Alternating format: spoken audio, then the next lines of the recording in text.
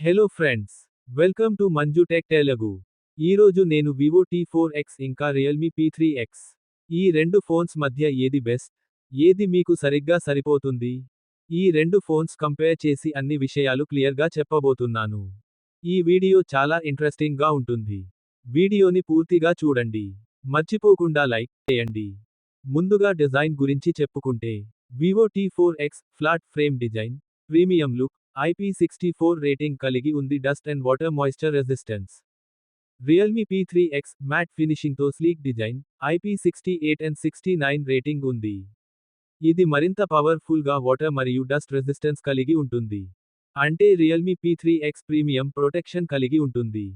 ఇప్పుడు డిస్ప్లే గురించి చూస్తే, Vivo T4X 6.72 inch full HD plus IPS LCD display, 120 hertz refresh రేట్తో 1500 నెట్ పీక్ బ్రైట్నెస్ కలిగి ఉంది.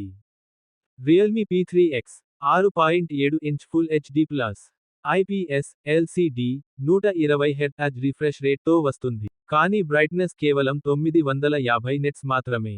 అంటే వివో T4X ఎక్కువ బ్రైట్నెస్ కలిగి ఉండటంతో బయట డైరెక్ట్ సన్లైట్ లో కూడా బాగా కనిపిస్తుంది. ఇప్పుడు ప్రాసెసర్ గురించి మాట్లాడుకుందాం.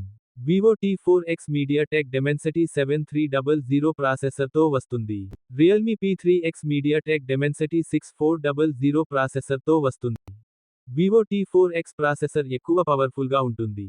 వివో T4X 6500 mAh బ్యాటరీ మరియు 44 వాట్ ఫాస్ట్ ఛార్జింగ్ కలిగి ఉంది. రియల్మీ P3X 6000 mAh బ్యాటరీ మరియు 45 వాట్ ఫాస్ట్ ఛార్జింగ్ కలిగి ఉంది. అంటే వివో T4X లో బ్యాటరీ లైఫ్ తక్కువగా డ్రైన్ అవుతుంది. కానీ ఛార్జింగ్ స్పీడ్ దాదాపుగా రెండు సేమ్. ఇప్పుడు కెమెరా గురించి చూస్తే, back camera 50 MP primary sensor ఇంకా 2 MP డెప్త్ సెన్సార్, రెండు ఫోన్లోనూ same. Front camera 8 MP selfie camera, రెండు ఫోన్లోనూ సేమ్. కెమెరా సాఫ్ట్వేర్ ఆప్టిమైజేషన్ బట్టి ఫొటోస్లో తేడా ఉండొచ్చు, కానీ స్పెక్స్ చూస్తే రెండు సమానమే. ఇప్పుడు సాఫ్ట్వేర్ మరియు ఎక్స్ట్రా ఫీచర్స్ చూసేద్దాం.